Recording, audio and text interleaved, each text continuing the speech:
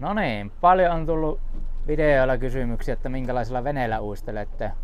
Käydään vähän läpi tätä kalustoa, millä tänä vuonna mennään, että viime kesänä hommattiin uusi vene.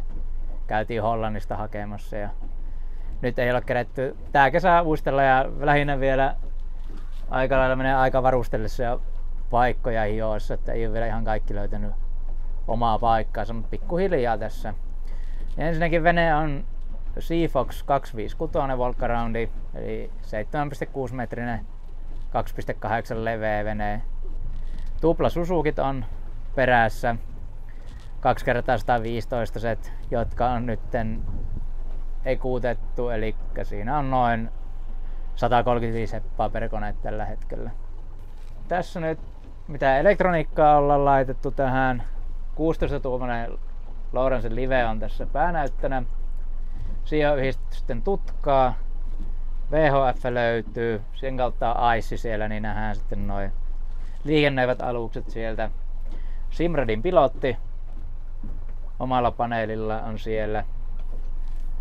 Pilotille on sitten vielä kaukosäädin tietysti, jos tuolla takana pörräilee yksin, niin on helppo ohjailla sillä.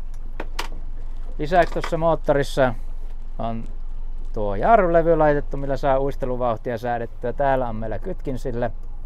Kuski saa helposti näpyteltyä siitä, minkälaisella vauhdilla mennä. Tuossa raksin vedossa varsinkin niin se on aika tärkeää, että se vauhti pysyy siellä aika lailla hollilla. No niin, kurkistetaanpa sitten tonne koppiin, mitä sieltä löytyy. Elikkä suuri ero edellisen veneeseen on vessa. Täältä löytyy vesi-WC. Välillä tulee aika pitkiä uistelupäiviä vedettyä, niin se on ihan mukavaa, jos tuo isompi hätää yllättää. Niin vessa siellä. Sitten lisäksi on jääkaappi, mistä löytyy pakastelokero. Tarvittaessa täkyt säilyy sielläkin pakkasessa, mutta niitä varten meillä on yleensä erillinen kompressorikylmälaukku mukana. Tilaa on sitten keulussa ihan hyvin, että mahtuu tarvittaessa jokunen tänne nukkumaan, jos vaikka päivän aikana väsyy yllättää. Lisäksi asennettiin tähän planarin lämmitin. Saadaan koppi lämpimäksi. Ja lisäksi meillä on tuossa veneeseen niin ton ulko-osan saa kuomilla eristettyä. Eli tästä saadaan suljettu tila tästä ohjaamosta. Siihen 4 mahtuu hyvin kopin alle tähänkin ja saadaan lämpimäksi talvella sitten, ei ole ongelmaa siitä. Siinä tuo keulatilat. Sitten perässä tietysti tilaa on tässä kalastella. Takilat laitettiin takakulmiin, että nämä etuosat jää tästä haavimista varten tyhjäksi. Todettiin viimeksi Eaglessa, että niin päin on parempi. Sillä mennään ainakin nyt alkuun. Eli tällä kertaa päädyttiin siihen, että jätetään isot kelkat kokonaan pois, että vedetään pikkuplaanareilla. Niin paljon tulee loheuistelua ja siinä yleensä käytetään pikkuplaanareita, niin ei nyt ruvettu erikseen kuhavetoa varten niitä asentelemaan. Ja hyvät kokemukset on ollut nyt kuhavedosta myös pikkuplaanareilla. Et sitten sitä myötä päädyttiin siihen telineessä, että plaanaritelineet on tässä pystyputkissa sivulla, että ne ei ole tuolla tarkassa. Eli testataan vähän mitenkä toimii veto sieltä. Ainakin tähän mennessä mitä ollaan järvellä vedetty, niin on toiminut hyvin. Merelle ei tietysti ole päästy testaamaan, kun tää kevät jäi valitettavasti koronan takia välistä. Mut ne on tosissaan sivuputkista vetoa. Ja katsotaan, jos se ei toimi, niin sitten vaihdellaan tonne tarkkaan ne. Sitten säilytysputki ollaan laiteltu. Venehän itse osalta ikinä valmis. Just tänään fiksailtiin sivulle säilytysputkia muutama kappale, mihinkä saapi tarvittaessa sitten siirrettyä vapoja pois tieltä, jos isompi kala on perässä ja perää tarvii raivata. Katolla on myös valmiita putkia muutamat sitä varten. Kalastukseen ei meidän tiimissä oikein sovellu, niin kuin näkyy. Ollaan niin pitkiä kavereita.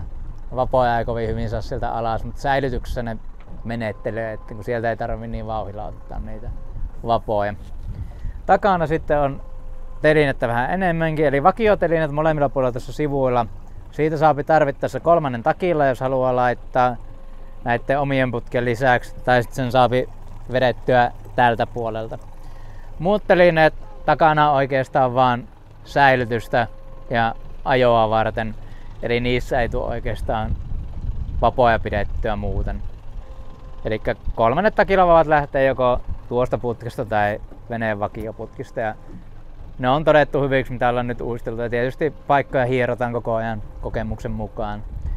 Dipsivavat putket on sitten tuolta sivusta. Eli tänne on upotettu Scottille menevät kiinnikkeet, mihinkä putki laitetaan. Vielä vähän uutuuden jäykkyyttä. Eli dipsivavat lähtee sitten tuosta. Pyrittiin viemään mahdollisimman eteen, että ne ei muun tekemisen tiellä sitten oo. Vaikka vapaa onkin vedossa siellä. Sitten katolla on vielä tietysti tutka, mikä on yhdistettynä tuohon päänäyttöön. Eli saadaan tutkakerros siihen kartan päälle. Ja tutkaa käytettyä tietysti yksinäisenäkin sitten. Sitten löytyy takanäyttö, mikä on yhteydessä samoihin antureihin. Etunäyttökin, Ethernet-piuha jakaa ne tutkat, muut aissitiedot, kaikki löytyy tuostakin. Ja tietysti antureinahan meillä on tällä hetkellä Airmarin tuo TM165 on sirppianturina. Sitten Lowrancen All 3-in-1 löytyy sitten tuohon 15 downscaniin. Että niillä mennään ainakin tämä kesä. No niin, eli sitten vielä vähän tuosta säilytystiloista tai näistä ratkaisuista, mitä ollaan tehty nyt. Eli planarit ajateltiin säilyttää tuolla sivuissa ihan tämmöisen mustekalan takana. Ne on poissa tieltä normaali käytössä tässä ja sitten ne on helposti saatavilla sieltä. Ei vee muuta säilytystilaa. Takilat on tällä hetkellä noilla Scottin telineillä ihan noissa nurkissa. Tälleen kun kuhastuskausia, että päivittäin käy vaan kalassa. Muuten ne saapi sitten tuonne lattia alle piiloon. Sitten tästä tietysti löytyy sumppu. Siellä voidaan kierrättää vettä, että sillä on poistoputki suoraan, että siinä voidaan raikasta vettä kierrättää ympäri. Kuhankalastuksessa varsinkin hyvää. Lohella nyt ei olla vielä testattu, että miten ne tuonne sutviutuu, mutta kai ne saadaan mahtumaan sinnekin. Sitten tähän taakse Protona otettiin nyt tämmönen teline, että siihen menee muutama uistirasi ja sit saapi säilytettyä puukot, pihdit. Tässä on pehmustellut ennen, niin samoille nastoille tämä teline tehtiin. Eli ideana on se, silloin kun ei kalasteta, telineen saat rullattua tuosta tavaroineen ja heitettyä pois, niin se ei silloin ole muun veneilyn tiellä siinä. Sitten takana on veneessä penkit tässä, mitkä saapi sitten, kun lähtee haavimaan tai muuten taakse, nämä saapi taitettua alas. Eli ne ei ole tiellä tässä perälle menossa. Ja tämmöisiä pieniä yksityiskohtia, mitkä helpottaa arjen käyttöä. Eli ne on ihan kätevät tossa. Sitten tietysti lattia-alta löytyy luukut molemmin puoli. Tällä hetkellä siellä ei ole muuta kuin leikkuulauta. Sitten vastaavat luukut löytyy myös tästä pulvettien välistä. Sinne saapi aika hyvin tavaraa sullottua. Ja molempien penkkien alla on tilaavat säilytykset. Tietysti keulassa penkkien alta löytyy säilytykset. Ja huomattavasti enemmän on säilytystilaa kuin entisessä veneessä. Että tällä hetkellä ehkä 1/4 on vasta tavaraa tuolla. Että vielä mahtuu lisää, mutta ollaan pyritty kyllä nykyisin siihen, että kaikki ylimääräinen tavara pysyisi ennemmin autossa tai varastossa kuin veneessä. Vai välttämätön. Tietysti pidemmillä reissuilla niin tarvii vähän enemmän huoltotyökaluja varalta mukaan. Mutta noilla mennään nytten mitä on. Haaville vielä paikka on vähän mietinnässä. Pitäisi uusia ratkaisuja kehittää.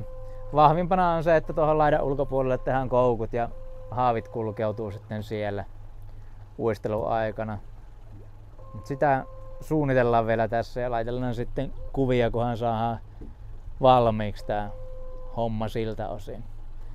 Äänentoistoa sen verran, että kaiuttimia ollaan asennettu tietysti. Tällä hetkellä ulkona on 3 paria kaiuttimia. Tarkoitus olisi vielä 4. pari tuohon asentaa ja keulaan laitettiin vahvistin sitten, että varmasti lähtee ääntä tarpeeksi, kun tuolla vesillä ollaan. Niin kalatkin kuulee missä mennään. No niin, tässä oli tällä kertaa tämä kalustoesittelyä. Jos teillä heräsi kysymyksiä veneestä tai asennuksesta, niin kyselkää ihmeessä, laittakaa kommenttiin videon tai lähetelkää viestiä meille. Ja jos teillä on jotain hyviä ideoita, mitä me voitaisiin parantaa tässä veneessä, niin laittakaa ihmeessä viestiä meille, niin testaillaan niitä.